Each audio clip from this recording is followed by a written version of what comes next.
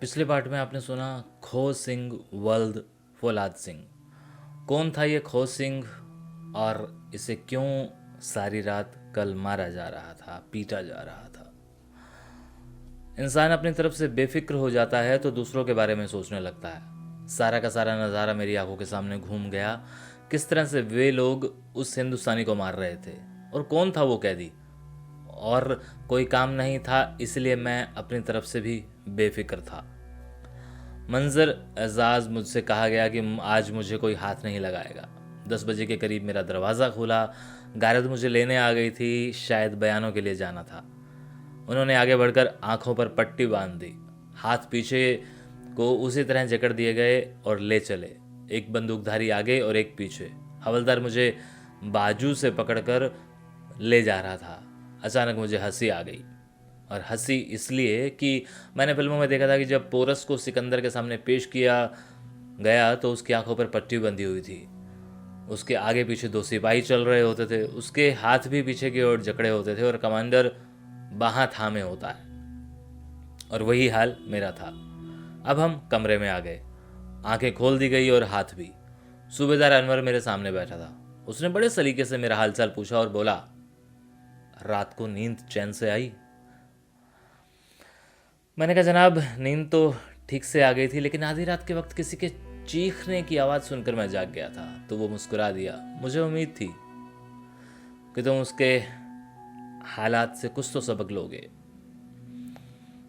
अब सही से बयान दोगे, वरना तुम्हारी वही हालत होगी जो रात को उसके साथ हो रहा था। लेकिन हैरानी की बात यह है कि वो शख्स पता नहीं किस मिट्टी का बना है। हमें 2 महीने हो गए हैं उसको मारते हुए, लेकिन जुबान नहीं खोला।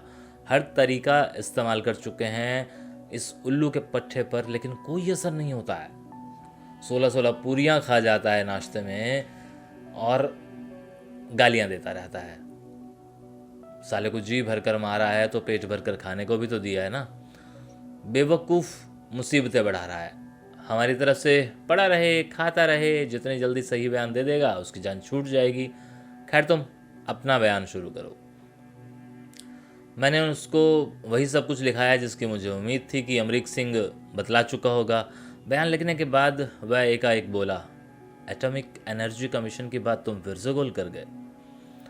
मर्जी है तुम्हारी, लगता है कि तुम भी बेवकूफ़ी से बाज नहीं आओगे। चलो, अपने आप भुगतोगे। मेजर साहब का हुक्म है कि आज तुम्हें हाथ ना लगाया जाए, वरना मैं तुम्हारी होशियारी देखता। यह कहकर उसने घंटी पर हाथ मारा और गार्ड को हुक्म दिया, इसे ले जाकर बंद कर दो। चंद मिनट बाद मैं फिर से अपनी कोठरी में था। दोपहर का खाना खाया और सो गया, और इसी तरह रात हो गई। आज रात सखी मोहम्मद की ड्यूटी थी। जब वह गारद पर आया तो मैंने उससे सलाम किया। उसने मुस्कुराते हुए हाल पूछा। मैंने खोसिंग की बात छेड़ दी तो बोला, भाई कमाल का आदमी है तुम्हारा। मैंने इस जैसा इंसान आज तक ज़िंदगी में नहीं देखा।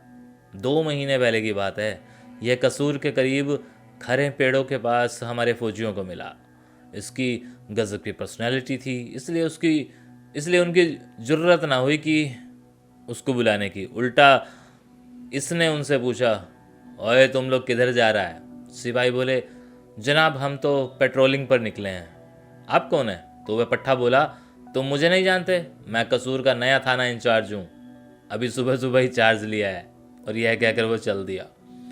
सिपाही कुछ शक में पड़ गए। उन्होंने अपनी जेसीओ को रिपोर्ट की तो वह फ़ौरन जीप लेकर उसके पीछे भागा। यह सड़क के किनारे बस का इंतज़ार कर रहा था। उन्होंने इसे जान लिया। बड़े अदब के साथ जीप पर बिठाया और बोला कि हमारे मेजर साहब ने याद किया है, 1 मिनट के लिए आइए, हम आपको यहीं छोड़ देंगे। इस बीच मेजर साहब मालूम कर चुके थे कि कसूर का कोई थाना इंचार्ज नया बदल कर नहीं आया है। बस उन्होंने आते ही इसे रस्से पर चढ़ा दिया। तब से यह जानबूझकर पागल बना हुआ है। पकड़े जाने से पहले अंग्रेजी में बोलता था, अब नहीं बोलता।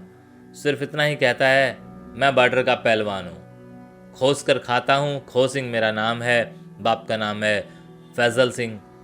इसकी जो हालत रात हुई वह देखी ही होगी। 2 महीने से लगातार यही हो रहा है। लेकिन इस शेर के बच्चे ने सिवाय गालियों के तीसरा लफ्ज मुंह से नहीं निकाला। जब इसे सिगरेट लगवानी होती है या पानी पीना होता है तो साला गाली देकर संतरी को कहता है, ओ दल्ली कौम के नमूने इधर आ। जी तो करता है कि साले को गोली मार दूं, लेकिन क्या करें, हम भी मजबूर हैं। अभी ये बातें हो ही रही थी कि उधर से खोस सिंह की आवाज़ आई, ओ गोली मारने के पुत्र, अगर तुम्हारी माँ ने दूध पिलाया है तो ज़रा बंदूक मेरे हाथ में दे दो और तुम्हारी सारी पलटन लाहौर से कराची पार रन ऑफ कच्छ में ना गुजर दूं तो मेरा नाम खो सिंह नहीं। इस पर मैंने आवाज़ लगाई, ओ भाई, क्यों इन लोगों को गाली देकर अपनी मुसीबतें बढ़ाते हो। तो वह आगे से बोला, चुप है, तुम साले कौन से बीच में हो बोलने वाले, हाँ, यह मेरी ससुराल है, इन सालों को गालियां ना दूं तो क्या दूं। तभी एक जीप ने प्रवेश किया। उसके चाहने वाले शायद आ गए थे। उसका फाटक खोलकर उसे निकालने लगे तो बोला, आज तो बहुत जल्द याद आ गई तुम्हें अपने बहनोई की, सालों थोड़ी देर से लेने आते। खो सिंह बोला। सूबेदार अनवर खान बोला, बेटा आज तुम्हें सदा की नींद सुलाएंगे, फांसी पर चढ़ोगे तुम आज। सुनो कमीनों, कौम के नमूनों, मैं फांसी पर नहीं तुम्हारी बहन पर चढ़ने आया हूं। खो सिंह ने फिर गाली दी, लेटाओ इस साले को, इसके मुंह में कपड़ा ठूसो और ले चलो जीप में डालकर बॉर्डर की तरफ, आज इसे गोली मारनी है। फिर 8 आदमियों ने मिलकर उस पर काबू किया और उसके मुंह पर कपड़ा बांध दिया और जीप में डालकर ले गए। मैं 2-3 घंटे तक उसके लौटने की राह देखता रहा, लेकिन वो नहीं आया और फिर पता नहीं कब मुझे नींद आ गई। तो जनाब, ये था खो सिंह का कैरेक्टर। अब खो सिंह को गोली लगी, मर गया, वापस नहीं आया, क्या हुआ ये अगले वीडियो में, और तब तक आप इंतज़ार कीजिए। शुक्रिया।